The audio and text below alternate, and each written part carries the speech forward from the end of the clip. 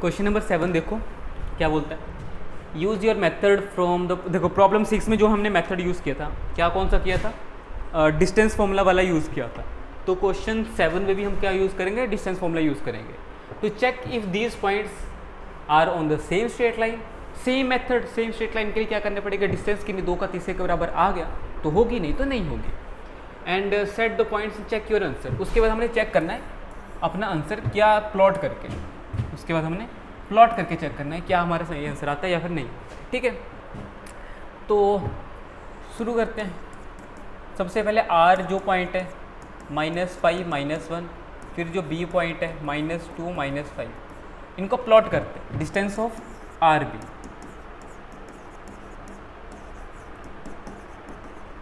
क्या आता है, एक्स वाले को एक्स से माइनस करूंगा। देखो मैंने फिगर इसलिए नहीं बनाई, किसी ने बोला चेक करना क्या है या नहीं, अगर नहीं होगा तो फिर हम वो नहीं बनाएंगे।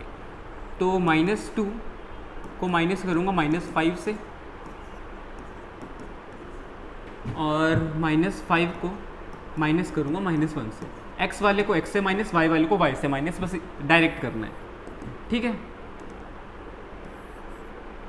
अरे यार, ठीक है।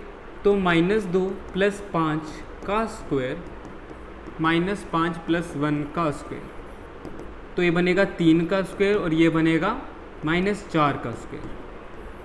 तो 3 का स्क्वायर होता है 9 और 4 का होता है 16, जो कि हमारे पास बनता है 25 और 25 का बनता है 5। ठीक है, स्क्वायर रूट तो आता ही है ना निकालने, बस ऐसे करना होता है 25 5 5 5 5। एक पेयर होता है तो उसको बाहर लिखते हैं, जो पेयर नहीं बनता है उसको अंदर लिखते हैं, अंदर ही छोड़ देते हैं, वो भी बताऊंगा अगर आया यहाँ पे तो। ठीक है, अब है हम आर सी भी निकाल लेते हैं ना। ठीक है, कोई नहीं, सी और बी का निकालते हैं। बी के पॉइंट्स हैं हमारे पास -2 -5, और सी के पॉइंट्स हैं 4 और -12। इन दोनों का डिस्टेंस निकालते हैं।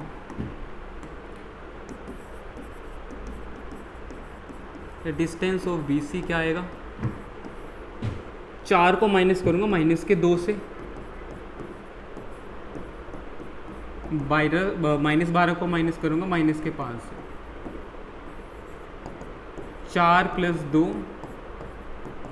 क्योंकि माइनस माइनस प्लस हो जाता है, -12 + 5, तो क्या आएगा 6 का स्क्वायर प्लस 12 से 5 गए 7, -7 का स्क्वायर।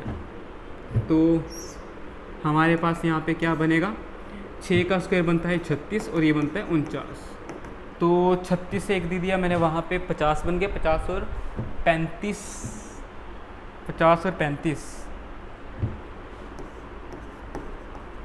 85 है ना। तो ये बनेगा 85 रूट। अब 85 का रूट क्या होता है वो भी हम देख लेते हैं। 85 का रूट हम कैसे निकालेंगे, यहाँ पे देखो 85 यहाँ पे 5 1 3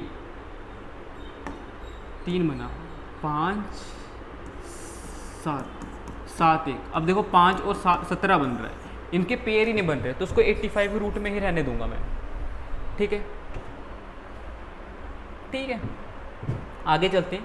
तीसरा हमारे पास क्या था, सी और आर का डिस्टेंस निकालते हैं। सी के कोऑर्डिनेट्स हैं 4 -12 और आर के हैं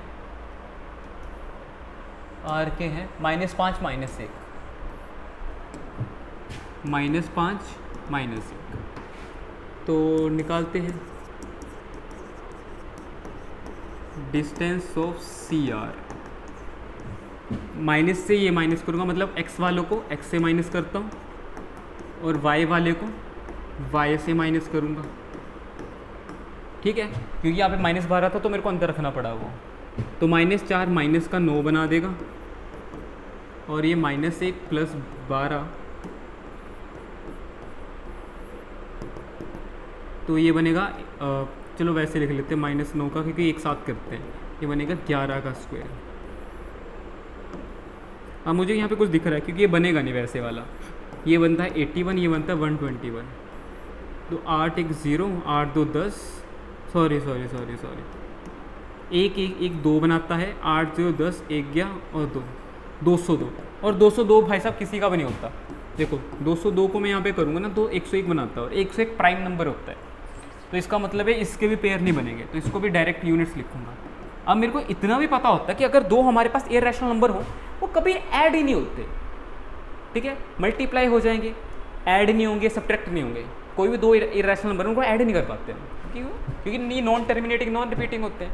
इसका क्या मतलब है कि किन्हीं भी दो डिस्टेंस को प्लस करूँगा ना तीसरे के बराबर आ ही नहीं पाएगा। अब ये रूट में ज़्यादा बड़ा नंबर है, उन दोनों को ऐड करके बताऊँ मैं, अगर मैं मतलब आर बी को ऐड करूँ और बी सी को ऐड करूँ, वो कभी भी बराबर नहीं आएंगे आर सी के। जैसे यहाँ पे है 5 plus root 85 does not equal to 202। अगर ऐसी कोई कंडीशन आती है कि वो बराबर ना हो तो हम सॉल्व ही नहीं, मतलब आगे बता ही नहीं पाएंगे कि सेम लाइन पे है नहीं। तो therefore R B and C are not on same straight line, ठीक है। अब ये बोल रहे हैं कि प्लॉट करके चेक भी कर लो कि भाई साहब आ रहा है नहीं आ रहा, बिल्कुल प्लॉट कर लेते हैं। अब इन्होंने बोला तो करना तो पड़ेगा, ठीक है। तो प्लॉटिंग के लिए मैं थोड़ा सा यहाँ पे स्पेस लेता हूँ, ठीक है। तो ये एक लाइन आ गई हमारी, वाइट लाइन लेते हैं, एक ये लाइन आ गई हमारी और एक ये लाइन, इसको थोड़ा सा ऐसे बनाते हैं, ठीक है। तो बोल रहे हैं कि पहला है -5 -1, तो -1 -2 -3 -4 -5, ये आएगा -5 और यहाँ पे आएगा -1। तो -5 -1 को अगर देखो पहले -5 की तरफ गए फिर -1 की तरफ गया, तो ये पॉइंट बनेगा -5 -1 आर। दूसरा है -2 -5, पहले गया x की तरफ -2 फिर y की तरफ गया -5, मतलब -2 यहाँ पे -3 -4 -5, मतलब पहले x की तरफ फिर y की तरफ, x की तरफ y की तरफ, ये पॉइंट आएगा ये -2 -5, ये आएगा b। अगर अच्छे से मैं यहाँ पे लिखूँ -2 -5, अबे यार ये आएगा b।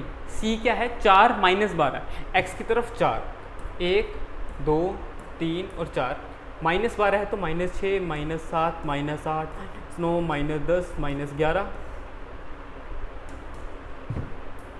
-12, 4 और -12 देखो ऐसे बना रहा हूँ मैं, और ये यहाँ पे आएगा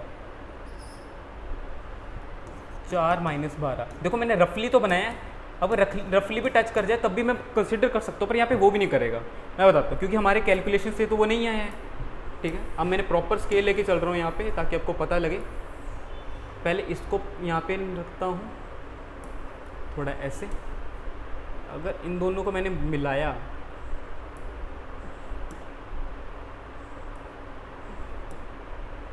तीसरा पॉइंट यहाँ पे कट कर रहा है, देखो अगर इन दोनों को मैं ऐसे मिला भी देता हूँ तो तीसरा पॉइंट यहाँ से जा रहा है, नहीं कट कर रहा है, ठीक है, अभी भी दूरी पे है। देखो मैंने यहाँ पे फिर भी ज़्यादा लिया है, अगर ये ऐसा डिस्टेंस लो तो ना ये आएगा ये आएगा ये आएगा ये, तो ये यहीं तक रह जाता है और पीछे चला जाता है, तीनों पॉइंट मीट नहीं कर रहे हैं। तो मतलब अगर ऐसे लाइन जो सेम लाइन पे ना आए तो ऐसी लाइन्स को हम क्या मतलब कोलिनियर पॉइंट्स नहीं बोलेंगे। तो बस यही था, हमारे मैथमेटिकली भी आ गया और ग्राफिकली भी आ गया।